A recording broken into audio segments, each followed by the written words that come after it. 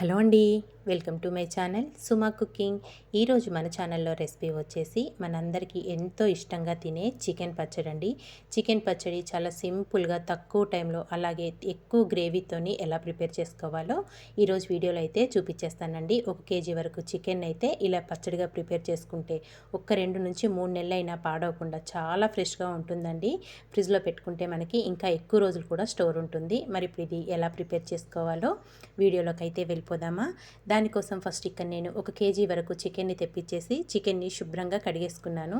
ఇక్కడ నేను చేసుకునే చికెన్ పచ్చడికి అయితే చికెన్ నేను బోన్లెస్ కాకోకుండా స్కిన్తో సహా తీసుకున్నానండి. బోన్స్ అలాగే స్కిన్తో సహా తీసుకున్నాను. 1 కేజీ వరకు చికెన్ని శుభ్రంగా కడిగేసుకున్నాను. ఇలా కడిగేసుకున్న చికెన్లోకి 1 పావు టీ స్పూన్ వరకు పసుపు, అలాగే 1 టేబుల్ స్పూన్ వరకు ఉప్పు కూడా వేసేసుకొని ఇదంతా బాగా మిక్స్ చేసేసుకోవాలి. మనం వేసుకున్న ఉప్పు పసుపు అనేది చికెన్ ముక్కలకు పట్టే విధంగా బాగా మిక్స్ చేసుకోవాలి. మరీ చిన్న ముక్కలు కాకుండా కొంచెం మీడియం సైజు ఉండేలా చూసుకోండి చికెన్ ముక్కలు అనేటివి. ఇలా కలుపుకున్నాక స్టవ్ పైన ఒక వెడల్పు బౌల్ పెట్టుకొని మనం కలిపి పెట్టుకున్న చికెన్ అంతా ఆ బౌల్లో వేసేసుకోవాలి. ఇలా వేసుకొని ఇదంతా కలుపుకుంటూ మనకి చికెన్లో నుండి వాటర్ వస్తాయి కదా, ఆ వాటర్ వచ్చి అవన్నీ ఇంకిపోయేదాకా చికెన్ ముక్కలు అనేటివి బాగా ఫ్రై చేసేసుకోవాలి. ఆయిల్ ఏం వేయకుండానే ఫ్రై చేసుకోవాలి. చక్కగా డ్రై రోస్ట్ అయిపోవాలండి చికెన్ ముక్కలు. మనకు అస్సలు తేమ అనేది చికెన్లో ఉండకూడదు. అలా ఉంది అనుకుంటే పచ్చడి అనేది పాడైపోతుంది, నిలవ ఉండదు.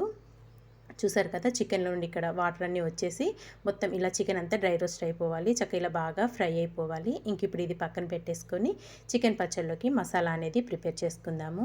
స్టవ్ పైన ఒక ప్యాన్ పెట్టేసుకొని ఒక పావు కప్పు వరకు ధనియాలు వేసుకోండి. ఇందులోనే ఒక 5 నుంచి 6 వరకు లవంగాలు, ఒక 3 ఇలాచీలు, ఇందులోనే దాల్చిన చెక్క ముక్కలు ఒక 4 నుంచి 5 వరకు చిన్న చిన్నవి వేసేసుకోవాలి. ఇందులో ఒక 10 వరకు మిరియాలు, ఒక టేబుల్ స్పూన్ వరకు జీలకర్ర వేసేసుకొని మనం వేసుకున్న ధనియాలు మసాలాలన్నీ చక్కగా దోరగా ఫ్రై చేసేసుకోవాలి. ధనియాలు అనేటివి కొంచెం ఎక్కువ తీసుకుంటే పచ్చడి అనేది మనకు కొంచెం గ్రేవీ అనేది ఎక్కువగా వస్తుందండి. ఇక్కడ చూసారు కదా, మనం వేసుకున్న మసాలాలన్నీ ఫ్రై అయిపోయినాయి. ఇంక ఇప్పుడు స్టవ్ ఆఫ్ చేసేసుకొని వీటిని పక్కన పెట్టేసుకుందాము. తర్వాత ఇక్కడ ఒక బౌల్లోకి కొద్దిగా గోరువెచ్చని వాటర్లోకి ఒక నిమ్మపండు సైజ్ అంత చింతపండునైతే నానబెట్టుకోవాలి. మనం చేసుకునే ఈ పచ్చడి అనేది చింతపండు పులుసుతో చేసుకుంటున్నామండి. గ్రేవీ అనేది ఎక్కువగా ఉంటుంది, టేస్ట్ కూడా చాలా బాగుంటుంది.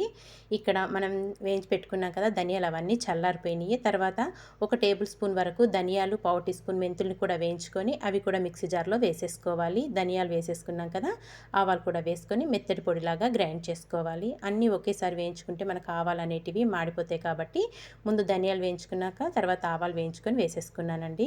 ఇక్కడ మనం నానబెట్టుకున్న చింతపండు అనేది గుజ్జు తీసేసుకొని స్టవ్ పైన ఒక ప్యాన్లోకి వేసేసుకొని దగ్గరగా వచ్చే విధంగా ఉడికించేసుకోవాలి. చింతపండు గుజ్జు అనేది చూసారు కదా, ఇలా చక్కగా దగ్గరగా వచ్చేయాలి. ఇంక ఇప్పుడు ఇది చక్కగా దగ్గరకు వచ్చేసింది. స్టవ్ ఆఫ్ చేసుకొని అదంతా ఒక బౌల్లోకి తీసేసుకుందామండి. తర్వాత స్టవ్ పైన ఒక ప్యాన్ పెట్టేసుకొని ఆయిల్ వేసుకోవాలి.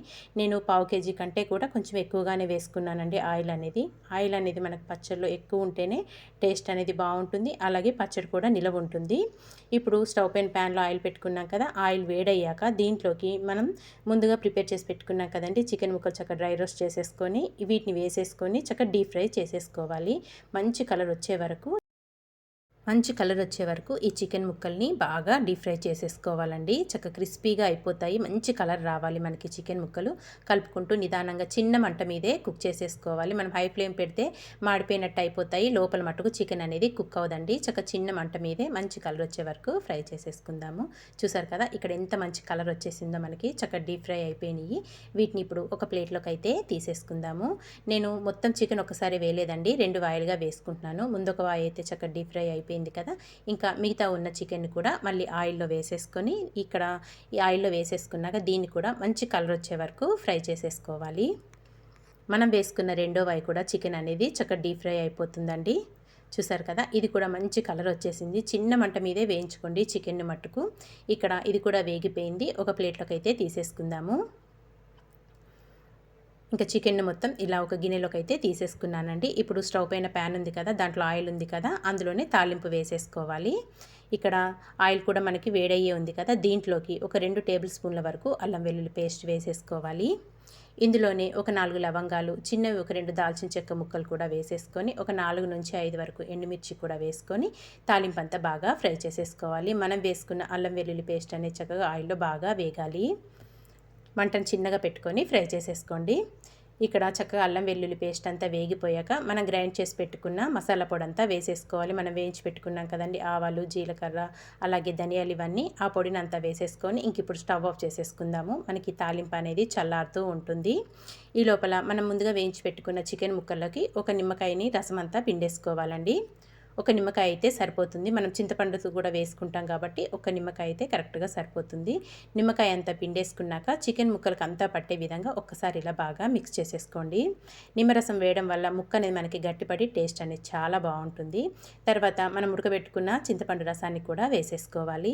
మనం ఏ కప్పుతోనైతే చింతపండు రసం వేసుకున్నామో ఆ కప్పు కొంచెం తగ్గించి కారం వేసేసుకోండి. మీరు కొంచెం కారం ఎక్కువ తినాలనుకుంటే ఫుల్గా కూడా వేసుకోవచ్చు. అదే కప్పుతో ఒక పావు కప్పు వరకు సాల్ట్ కూడా వేసేసుకున్నాను. ఒక్క టీ స్పూన్ అయితే పక్కన పెడుతున్నానండి, సరిపోకపోతే మళ్ళీ కలుపుకుందాము. ఉప్పు, కారం ఇవన్నీ వేసేసుకున్నాక ఇదంతా చికెన్ ముక్కలకు పట్టే విధంగా బాగా మిక్స్ చేసేసుకోవాలి. ఇదంతా ఇలా బాగా మిక్స్ చేసేసుకున్నాక మనం ముందుగా తాలింపు రెడీ చేసి పెట్టుకున్నాం కదా, ఇది చల్లారిపోయాక ఈ తాలింపునంతా చికెన్ ముక్కల్లో వేసేసుకోవాలి. ఇలా వేసేసుకొని ఇదంతా మళ్ళీ ఒకసారి బాగా మిక్స్ చేసేసుకుందామండి. తాలింపు అంతా చికెన్ ముక్కలకు పట్టే విధంగా బాగా మిక్స్ చేసేసుకోవాలి. పచ్చళ్ళలో ఆయిల్ ఎక్కువ ఉంటేనే మనకి నిలవ ఉంటుంది. ఇక నేను కేజీ చికెన్కి పావు కిలో కంటే కొంచెం ఎక్కువగానే ఆయిల్ అనేది తీసుకున్నాను. చూసారు కదా, చక్కగా తాలింపు అంతా వేసేసుకొని ఈ పచ్చడినంతా బాగా మిక్స్ చేసేసుకొని మూత పెట్టి ఒక గంట సేపు అయినా పక్కన పెట్టుకోండి. ఆయిల్ అనేది మనకి చక్కగా స్ప్రెడ్ అవుతుంది. అలాగే చికెన్ ముక్కలకు కూడా ఉప్పు, కారం అనేది బాగా పడుతుంది. ఇంకా ఒక రోజంతా పక్కన పెట్టి నెక్స్ట్ డే తింటే ఇంకా రుచిగా ఉంటుందండి. ఒక గంట తర్వాత అయితే మీకు చూపిస్తాను. మూత పెట్టేసుకొని పక్కన పెట్టేసి ఒక గంట తర్వాత అయితే చూపిస్తున్నాను. చూసారు కదా, ఆయిల్ అనేది చక్కగా స్ప్రెడ్ అయ్యింది. మనకి ఇంకా ఒక్కరోజు ఆగితే ఆయిల్ అనేది ఇంకా ఎక్కువ వస్తుందండి, చక్కగా ఊరుతుంది. చికెన్ ముక్క కూడా తినేటప్పుడు మనకి భలే రుచిగా ఉంటుంది. చూసారు కదా, చాలా సింపుల్గా టేస్టీగా కేజీ చికెన్ పచ్చడి చింతపండు పులుసుతోటి చాలా అంటే చాలా టేస్టీగా ఉంటుందండి. ఒక్కసారి నేను చూపించిన విధంగా ట్రై చేయండి, మీకైతే డెఫినెట్గా నచ్చుతుంది. ఇలా ప్రిపేర్ చేసి పెట్టుకున్న పచ్చడి అయితే మనకు ఒక 2-3 నెలలైనా పాడవకుండా చాలా టేస్టీగా ఉంటుందండి. మరి మీకు నచ్చిందా? నచ్చితే తప్పకుండా మీరు కూడా ట్రై చేయండి. ట్రై చేసాక ఎలా వచ్చిందో కామెంట్ చేయండి. ఇలాంటి మంచి మంచి వీడియోస్ కోసం వెంటనే మరి మన ఛానల్ని సబ్స్క్రైబ్ చేసుకోండి. వీడియో నచ్చితే మీ ఫ్రెండ్స్కి, రిలేటివ్స్కి కూడా షేర్ చేసేయండి ఫ్రెండ్స్. వేడి వేడి అన్నంలో కలుపుకొని తింటుంటే ఉంటుంది సూపర్ అండి. Thank you for watching.